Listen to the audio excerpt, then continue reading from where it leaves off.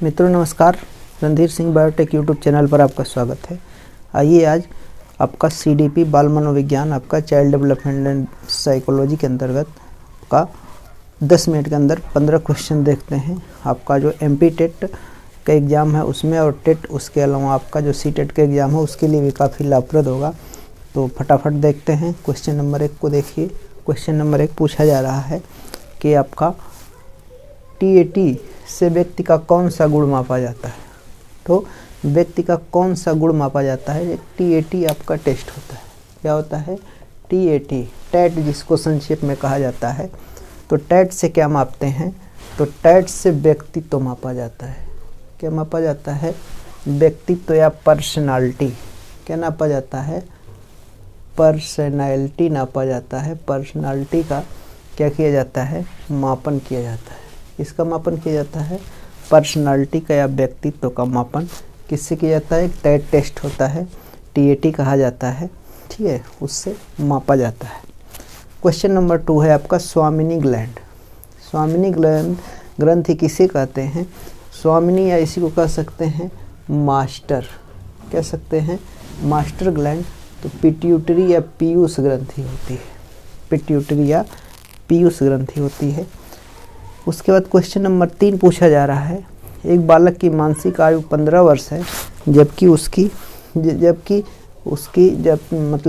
वास्तविक आयु 12 वर्ष है। तो ये 12 वर्ष है, 15 वर्ष है। इसका सूत्र होता है आपका MA/CA × 100। मतलब IQ निकालना है, IQ बराबर MA और CA। मेंटल एज, MA मतलब मानसिक आयु है, मेंटल एज, और एक क्रोनोलॉजिकल एज वास्तविक आयु, ठीक है, गुणे 100। इस फार्मूले से अगर निकालें तो आपका हो जाएगा कितना? 15/12 गुणे 100, ठीक है, 5 4 काट देंगे 25, ठीक है। तो 125 आएगा। 125 आपका उत्तर यहाँ पे हो गया। क्या हो गया? 125 हो जाएगा। फिर एक क्वेश्चन है, क्वेश्चन नंबर 4।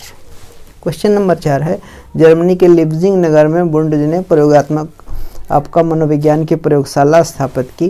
तो एक प्रयोगशाला इन्होंने बनाया था। इसका सन पूछा जाता है तो 1889 में, ठीक है, इन्होंने इसकी प्रयोगशाला बनाई थी। तो बुंड ने कभी कभी शहर का नाम पूछ देता है, तो देश का नाम पूछ देता है तो जर्मनी, शहर का नाम पूछ देगा तो ये लिप्जिंग बन जाता है। किसने बनाया था? विलियम वुंट जी ने बनाया था। एक क्वेश्चन बन जाता है। कभी कभी सन मतलब 1 से 4 क्वेश्चन, इससे 4 क्वेश्चन बनते हैं। कितने क्वेश्चन? 4 क्वेश्चन बनते हैं। तो ये मॉक टेस्ट आपका तो चलता ही रहेगा। उसके अलावा MCQs आपके डेली हमारे चैनल पे प्रोवाइड करा रहे हैं। 10 मिनट में 15 क्वेश्चन आप डेली सीखते रहें। एमपी टेट के एग्ज़ाम आते हैं तो मतलब काफ़ी क्वेश्चन का आप अभ्यास कर लें।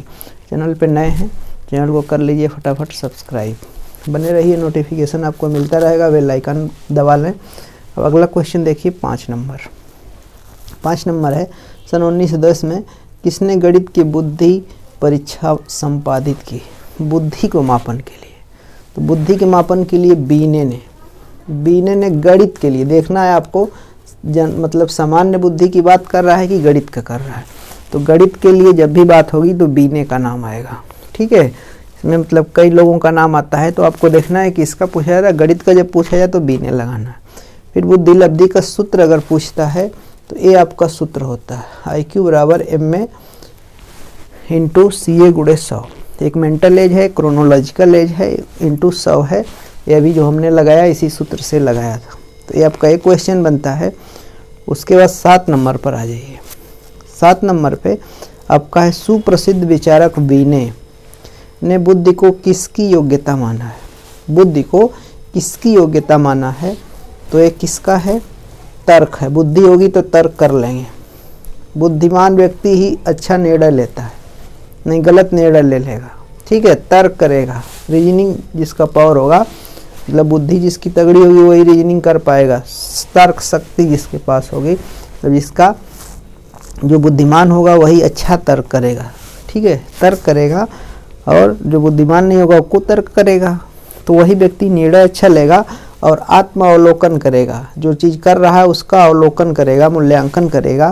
तो देखा जाए यहाँ पे विकल्प आपका उपरोक्त सही सभी उक्त सभी होगा। मतलब ए बी सी तीनों जो बातें लिखी गई हैं बीने के हिसाब से किसकी योग्यता माना गया है, तो सबका माना गया है।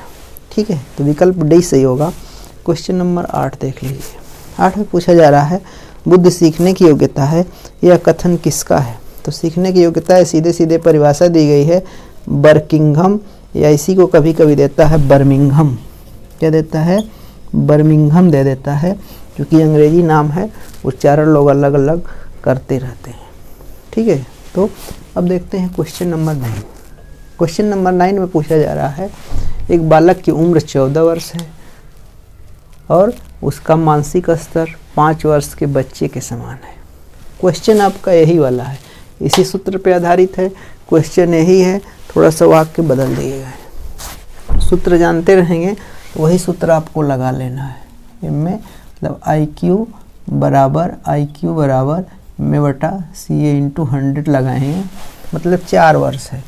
4 वर्ष है मतलब है क्रोनोलॉजिकल एज है। मानसिक स्तर मतलब मेंटल एबिलिटी उसकी कितनी है, तो 5/4 × 100 कर देंगे, काट देंगे। ठीक है, तो कितना हो जाएगा, यही आएगा 125। यहाँ भी देखिए वही आया है। ठीक है, तो आपका 125 आएगा। ठीक है, 25 25 125, तो 125 आ गया। एकदम आसान है, फार्मूला आपको याद रहेगा।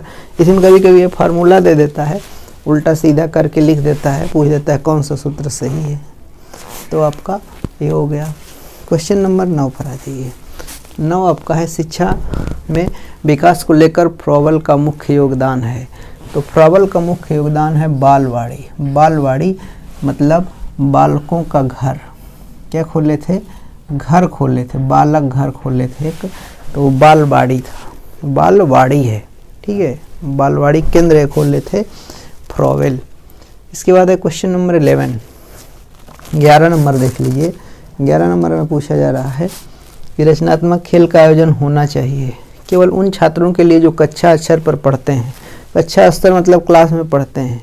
ठीक है, दूसरा विकल्प है लंबे वाक्य लिखने तथा पढ़ने वालों के लिए, मतलब ऐसे छात्र जो लंबे लंबे वाक्य को लिख भी लेते हैं और पढ़ भी लेते हैं। फिर है जो नियमित समाचार पत्र पत्रिकाएं पढ़ते हों, मतलब जो नियमित रेगुलर समाचार पत्र को और कुछ पत्रिकाओं को पढ़ रहे हैं, मतलब ये सब तो है ही है। क्या जो नियमित पेपर नहीं पढ़ता है उसको रचनात्मक लेख में नहीं आप शामिल करेंगे, करेंगे, कोई ज़रूरी नहीं है। ठीक है, तो यहाँ पे आपका होगा सभी छात्रों के लिए, मतलब सभी छात्रों को समान अवसर दिया जाना चाहिए, तो सभी छात्रों को ये सब देंगे। ठीक है, तो रचनात्मक लेख का आयोजन जब हो रहा है, छात्र कक्षा में पढ़ता है उसको भी देंगे, जो लंबा लंबा वाक्य पढ़ लिख लेता है उसको भी दे देंगे, जो नियमित समाचार पत्र पत्रिका पढ़ता है सबको देंगे, मतलब उपरोक्त सभी छात्रों को समान अवसर देंगे। क्वेश्चन नंबर 12 पे आ जाइए। 12 में पूछा जाए विद्यार्थियों को विद्यालय में खेलना क्यों उचित है। शारीरिक विकास के लिए बिल्कुल है। शिक्षकों का काम आसान करने के लिए, तो काम तो आसान होगा ही जब शारीरिक विकास होगा। उसके बाद समय बिताने के लिए बिल्कुल नहीं होगा। क्या होगा, बिल्कुल नहीं। समय का खेल के माध्यम से समय का सदुपयोग होता है। खेल एक ऐसा माध्यम है जिससे समय का सदुपयोग होता है। क्या होता है, समय का सदुपयोग होता है। इसमें हो रहा है समय बिताने के लिए, मतलब ये गलत है। फिर है कि यह शिक्षक का काम आसान करेगा, आसान करने और उससे नहीं है। शिक्षक अपना कार्य जो करना है वो तो करेगा ही, इससे भी कुछ लेना देना नहीं है। आप फंसेंगे डी विकल्प में और ए विकल्प में। तो शारीरिक शिक्षा का कार्य जो होता है या आपका खेल जो माध्यम है आपका, तो उस खेल के माध्यम से शारीरिक विकास, मानसिक विकास, सब विकास होता है। लास्ट में सबका एक निचोड़ होता है सर्वांगीण विकास। तो यहाँ पे जो विकल्प दे रहा है यह सहयोग और संतुलन का विकास करता है। तो यहाँ सर्वश्रेष्ठ विकल्प होगा सहयोग और संतुलन का विकास करता है। खेलता है तो एक दूसरे का खिलाड़ी क्या करता है, सहयोग करता है, कोऑपरेट करता है। और संतुलन, बैलेंस होता है। थोड़ी सी बात पे उतावला नहीं होगा, थोड़ा सा मतलब सहनशीलता उसकी बढ़ जाती है। शारीरिक विकास के साथ साथ ये चीज़ होता है, तो ये सर्वाधिक प्रभावी विकल्प होगा, मतलब डी यहाँ पर सही होगा।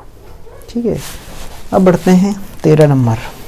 13 नंबर है और प्रेरणा कार्य को प्रभावित करने, जारी रखने और नियमित करने की प्रक्रिया है। यह कथन किसका है, तो यह गुड का है। सीधे सीधे परिभाषा, इसमें ज़्यादा दिमाग नहीं लगाना है, कुछ परिभाषाओं को आपको याद करना होगा। क्वेश्चन नंबर 14 पे आ जाइए। निम्नलिखित में से जन्मजात प्रेरक से संबंधित नहीं है। तो देखिए भूख जन्मजात है, ये है जन्मजात है, ये क्या है जन्मजात है। अपनत्व क्या है, अपनत्व जन्मजात नहीं है, ठीक है। हालांकि यहाँ ये भी विकल्प आपका लग रहा है, ये दोनों विकल्प हो जाएगा, ठीक है।